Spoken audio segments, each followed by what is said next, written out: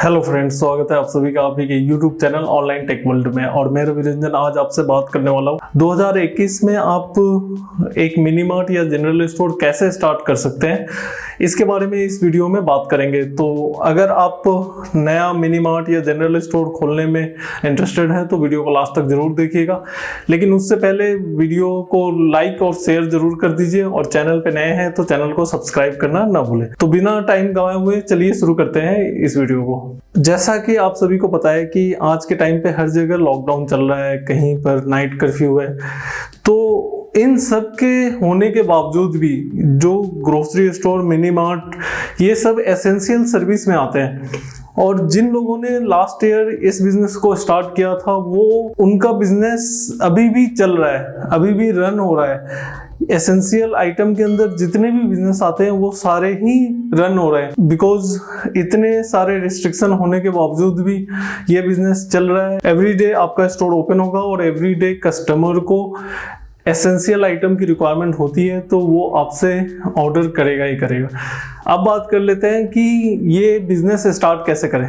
तो इस बिजनेस को स्टार्ट करने के लिए आज के टाइम पे जिस टाइप का सिनेरियो है उसके हिसाब से आपको अच्छे जगह पे जो है कम रेंट में हो सकता है स्पेस मिल जाए, बिकॉज काफी सारे बिजनेस जो है वो बंद हो रहे हैं तो रेंट भी सस्ता हो रहा है। तो ये काफ़ी अच्छा टाइम है कि आपको लोएस्ट रेंट पे जो है अच्छी लोकेशन पे स्टोर मिलने के चांसेस हैं। दूसरी बात ये है कि आज के टाइम पे अगर आप general store, mini mart start करते हो तो आपको एक अच्छा बिलिंग सिस्टम होना आपके पास बहुत ज़रूरी है, जिसमें आप अपना डाटाबेस कस्टमर का बना सकें और टाइम टू टाइम डिजिटली आप अपने स्टोर को प्रमोट कर सकें। बिकॉज आज के टाइम पे जो है कस्टमर बहुत कम ही आपके स्टोर पे वॉकिंग करेंगे। मैक्सिमम ऑर्डर जो है वो डिलीवरीज के ऑर्डर आते हैं, होम डिलीवरी के ऑर्डर आते हैं। आपके पास कस्टमर का बेस जितना अधिक होगा उतने ज्यादा कस्टमर को अप्रोच कर पाएंगे। काफी सारे लोगों के कॉल्स आते हैं, काफी सारे लोगों की क्वेरीज होती है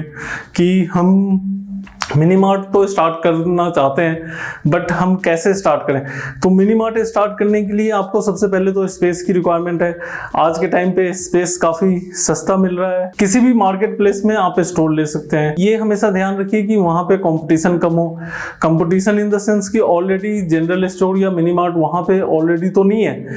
तो आज के टाइम पे आप काफी इजीली आइडेंटिफाई कर पाएंगे कि किस मार्केट में कितने जनरल स्टोर या मिनी मार्ट है। बिकॉज आज के टाइम पे सिर्फ दो ही बिजनेस चल रहे हैं या दो ही स्टोर ओपन होते हैं, या तो मेडिकल स्टोर या तो जनरल स्टोर या फिर मिनी मार्ट।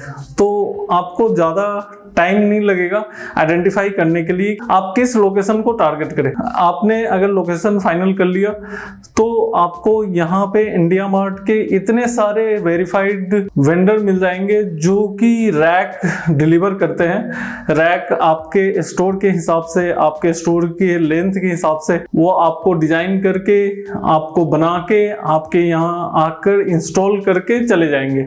तो आपका रैक का भी सारा प्रॉब्लम यहाँ पे खत्म हो जाता है। इसके बाद बात करते हैं आपकी बिलिंग सिस्टम की। बिकॉज बिलिंग सिस्टम और कैमरा, बिलिंग सिस्टम के लिए आप एक्सप्रेस मार्ट पे जा सकते हैं, वहां पर काफी सारे बिलिंग सॉल्यूशन आपको मिल जाएगा। आप अपने नीड के हिसाब से वहां से देख सकते हैं, या फिर मार्केट में काफी सारे बिलिंग सॉफ्टवेयर्स, बिलिंग पीओएस वगैरह अवेलेबल है। आपको जहां से भी सस्ता और जहां से भी सही डील मिलता है आप वहां से भी जाके ले सकते हैं। आज के डेट में सीसीटीवी कैमरा होना बहुत जरूरी है स्टोर पे, बिकॉज उससे आपकी नजर जो है अपने स्टोर पे हमेशा बनी रहेगी। इसके बाद बात करते हैं आपके लाइसेंस के या फिर पेपर वर्क के डॉक्यूमेंट्स के, जो लीगल डॉक्यूमेंट्स होते हैं। तो लीगल डॉक्यूमेंट्स में आपको एक फूड लाइसेंस लेना है और एक जीएसटी रजिस्ट्रेशन करवाना है। इसके अलावा आपको और कुछ फिलहाल लेने की जरूरत नहीं है। इसके बाद जो मेजर प्रॉब्लम आती है लोगों को वो ये आती है कि माल कहां से मंगाएं। बिकॉज आप नया स्टोर ओपन कर रहे हैं तो आपको मार्केट की नॉलेज नहीं होती है, आपको डिस्ट्रीब्यूटर चैनल के बारे में पता नहीं होता है, आपको होलसेल मार्केट के बारे में पता नहीं होता है, आपको होलसेल से कैसे परचेज करना है, आपको डिस्ट्रीब्यूटर से कैसे परचेज करना है। मतलब जनरली आपको परचेजिंग के बारे में नॉलेज नहीं होती है। लोगों को लगता है कि मैंने स्टोर खोल लिया तो सेल करना है, वो सबसे बड़ा टास्क है। बट एक्चुअली में सेल से भी ज्यादा बड़ा टास्क है परचेजिंग करना।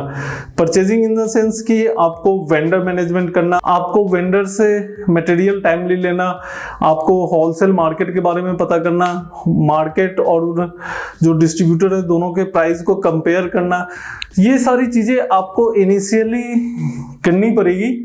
और एक बार जब आप करना शुरू करोगे तो आपको आइडिया लगना शुरू हो जाएगा और आपको एक हैबिट हो जाएगी। दूसरी बात है कि जो बिलिंग सॉफ्टवेयर वगैरह आप यूज करोगे उससे भी आपको काफ़ी सारे हेल्प मिलेगा, जिससे ये कि आप वेंडर मैनेजमेंट कर पाओगे या डिस्ट्रीब्यूटर मैनेजमेंट कर पाओगे। लेकिन इन सबसे जो मेन एक पॉइंट है जो कि कोई भी यूट्यूबर या फिर कोई भी बिजनेस कोच आपको नहीं बताएगा, वो ये कि अगर आपके पास मैन पावर है, man power in the sense कि ये बिजनेस सिंगल मैन हैंडल नहीं कर सकता, आपके पास अगर पीछे एक अच्छी टीम है या फिर आपके पास कोई हेल्पिंग हैंड है या रिलेटिव्स हैं या फिर फादर है या फिर ब्रदर है या कोई भी आपके पीछे एक हेल्पिंग हैंड है, तभी आप इस बिजनेस में पैर रखो, अदरवाइज आपको हैंडल करना बहुत मुश्किल हो जाएगा इस बिजनेस को। इसके बाद इन्वेस्टमेंट की बात आती है कि कितना इन्वेस्टमेंट होना चाहिए। देखिए, आपके पास जितना भी पैसा है कम है इस बिजनेस में। आपके पास अगर 10 लाख है तो आप 10 लाख में भी स्टार्ट कर सकते हो। अगर आपके पास 50 लाख रुपए है तो आप 50 लाख रुपए भी लगाओगे तो उस टाइप का एक अलग स्टोर बनेगा।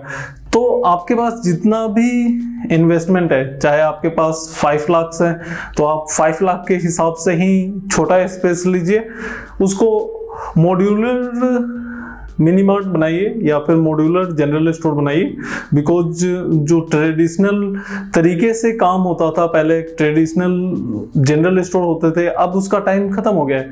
हाँ, गांव में अगर आप खोल रहे हैं जहां पर आबादी 2-3 हजार है तो वहां पर आप ट्रेडिशनल में जा सकते हैं, बिकॉज अभी वहां पर मॉडर्न स्टोर उतना सक्सेसफुल नहीं हो पाएगा, बिकॉज वहां पर लोकल जो कस्टमर होते हैं वो ऑलरेडी किसी स्टोर से जुड़े होते हैं 10 साल 20 साल से, तो किसी एक स्टोर को छोड़ के नए स्टोर में जाना थोड़ा सा मुश्किल होता है। बट अगर आप किसी भी सिटी में, इंडिया के किसी भी सिटी में खोल रहे हैं तो वहां पर मॉडर्न अप्रोच को लेकर आप चलिए। आपका मॉडर्न स्टोर है जहां पर सेल्फ रैक्स वगैरह आप लगा सकते हैं। फिलहाल इस समय उसका कोई फायदा नहीं होगा, बिकॉज मोस्टली ऑर्डर जो है वो आपको ऑन कॉल या फिर होम डिलीवरीज के ही आएंगे और ये आई थिंक मेरे ख्याल से अभी कुछ टाइम चलेगा। आप अभी सिर्फ परचेजिंग पे ध्यान दीजिए कि आपको कितना इन्वेस्टमेंट परचेजिंग पे करना है, कितना इन्वेस्टमेंट अदर आइटम्स पे करने हैं, लड़कों का सैलरी क्या होना चाहिए,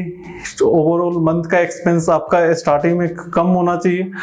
तो आपके पास जितनी भी इन्वेस्टमेंट है, चाहे 5 लाख है तो आप 5 लाख के हिसाब से इन्वेस्टमेंट कीजिए। अगर आपके पास 10 लाख है तो आप 10 लाख के हिसाब से स्पेस लीजिए, वहाँ पर उसी हिसाब से आप रैक लगवाइए।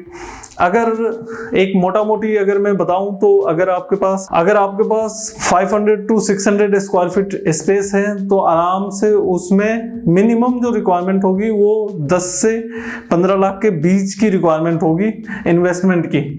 तो आप इससे आइडिया ले सकते हो कि अगर आपके पास 5 लाख ही है तो आप छोटा स्पेस या फिर ऐसी जगह स्पेस लीजिए जहां पर रेंटल कम है और दूसरी बात है कि आप ज्यादा इन्वेंट्री पे पैसा लगा सको। तो इसमें जितना ज्यादा आप इन्वेंट्री पे पैसे लगाओगे उतना ही आप प्रॉफिटेबल रहोगे। एक और सेविंग पॉइंट्स आपको बता दूं कि काफी सारे लोग होते हैं जो जब मिनी मार्ट चाहे जनरल स्टोर ओपन कर रहे होते हैं तो वो छोटा हो या बड़ा हो, हर चीज ना ब्रांड न्यू अपने स्टोर में लगाना चाहते हैं कि हमने ना ब्रांड न्यू स्टोर खोला है, ब्रांड न्यू रैक्स है, ब्रांड न्यू डिफ्रीजर है, ब्रांड न्यू काउंटर है, ब्रांड न्यू हर चीज है। वो उस पर फोकस करते हैं कि हमें ना ब्रांड बनाना है। यार एक सिंपल सी बात बताओ, 10-20 लाख रुपए लगा के तुम कौन सा एक बड़ा सा ब्रांड बना लोगे स्टार्टिंग में? एक ब्रांड को बनाने के लिए मैं ये नहीं बोल रहा हूँ कि 10-20 लाख रुपए कम होते हैं, लेकिन एक ब्रांड को बनाने के लिए सबसे ज़्यादा टाइम लगता है उस ब्रांड की वैल्यू क्रिएट करने में। ना कि आप अपने स्टोर को नया नया हर चीज़ ला के रख दोगे तो आपके स्टोर की वैल्यू नहीं क्रिएट होगी। आपकी स्टोर की वैल्यू तब क्रिएट होगी जब आप अपने कस्टमर को सेटिस्फाई करोगे। चाहे वो कस्टमर 100 रुपए का आइटम ले रहा है आपके स्टोर से या 10,000 रुपए की परचेजिंग कर रहा है, हर कस्टमर को आप सेटिस्फाई करके रखोगे तभी आपके ब्रांड की वैल्यू बनेगी। ये कोई नहीं देखेगा कि आपके स्टोर पे पुराना डिफ्रीजर है या नया डिफ्रीजर है, नया रैक्स है या पुराना रैक्स है, वो सब बात की बात है।